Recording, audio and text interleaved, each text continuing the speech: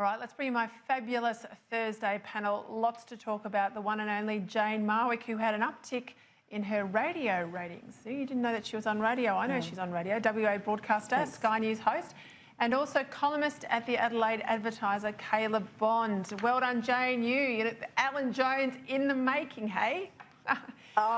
Thank you. Well, they're big shoes to fill. Go on. They are big shoes. I sit next to him every week. I want to get into the WA euthanasia laws. Really emotional speeches today. I caught a few of them. Lisa Harvey, probably the most poignant because she's only just recently lost her husband. I think it was to pancreatic cancer. You'll correct me there, Jane. I want to play a little bit of what she had to say. How can we ensure that vulnerable people are not unfairly coerced? How will this be delivered in regional and remote Western Australia? How do we ensure that people with treatable mental health issues are not accessing voluntary assisted dying? There's always a debate about someone's right to die and a choice, absolutely, but then there's also the choice of others who don't want that option, that don't want to be pressured, they want good palliative care, and I always think about the most vulnerable there. Jane, how's it all going? Look, Lisa Harvey, as you said, gave a terrific speech today about the passing of her husband, Hal. She talked about the pressure from people outside who didn't understand what he was going through and that he was still happy, sort of pressuring her to seek to end his life, which I found absolutely extraordinary. Look, I think this will pass the Legislative Assembly, that's the lower house. It will then go up to the Legislative Council, which is where we'll see some other debate and some pushing back, Peter. What really concerns me here in WA is that we only have 15 palliative care specialists. You've done some interviews about this in the past on this program. We only spend $12 million in the regions. Can you believe it, in a state this size? And, you know, that is shameful for the past Liberal government and the current Labor government. The services are so sporadic. You know, some regions like the Pilbara barely see a specialist. Zach Kirkup, who's the MP for Dawesville, talked about Indigenous communities. We really need better palliative care. That has to be a part of this debate, Peter. I'm with you. You raised the question, are we pushing euthanasia because it's cheap and palliative care is expensive? I'm sorry, that's the question we need to ask in this state, because I don't think we're going to like the answer.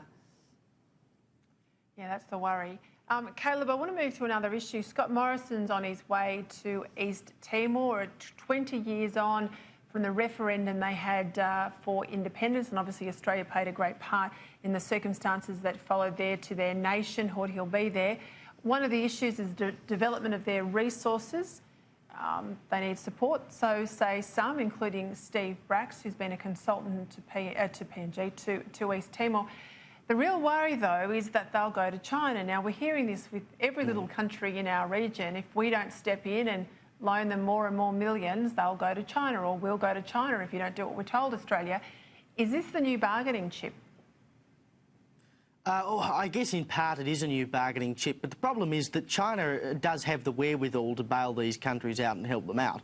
And PNG, as you mentioned just a moment ago accidentally, is a great example of it. I mean, PNG is in a whole heap of trouble and has actually gone to China cap in hand and said, please hand over $11 billion. Now, of course, you know, we as a country have to stand up for our own interests, and if we want the work in Darwin, not in East Timor, we have every right to fight for that. But we also have to consider the result of allowing China to basically come in and take over the Pacific island by island by island because they can hand out money willy-nilly. It's kind of a no-win situation because, you know, either we hand out more of our money and send our work offshore to try and shore up these Pacific nations, or we say no, we're keeping it to ourselves, and then China goes in and does the job for us. I'm not sure that there's an easy answer to this, and that's the problem. It's so difficult to navigate because China knows exactly what it's doing. It's investing in the Pacific for a reason. But how much wherewithal do we actually have to go in and stop them from doing it? Because, you know, Australia, where, even though we're a large nation, economically we're only so big, and really, how do you fight the might of China coming in and trying to essentially buy off these small Pacific nations.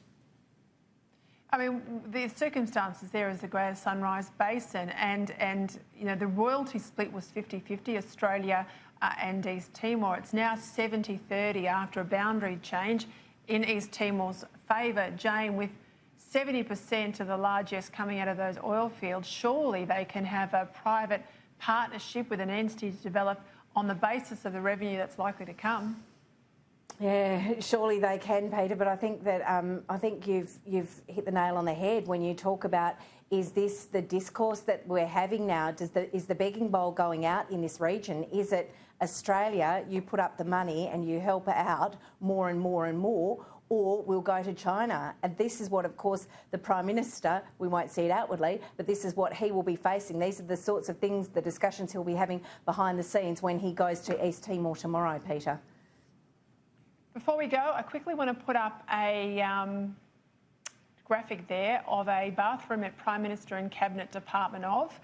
This is Scott Morrison's department down the hill. It says Prime Minister and Cabinet is committed to staff inclusion and diversity. Please use the bathroom that best fits your gender identity. I tell you what, I don't want to come out of the loo and find a bloke standing there washing his hands.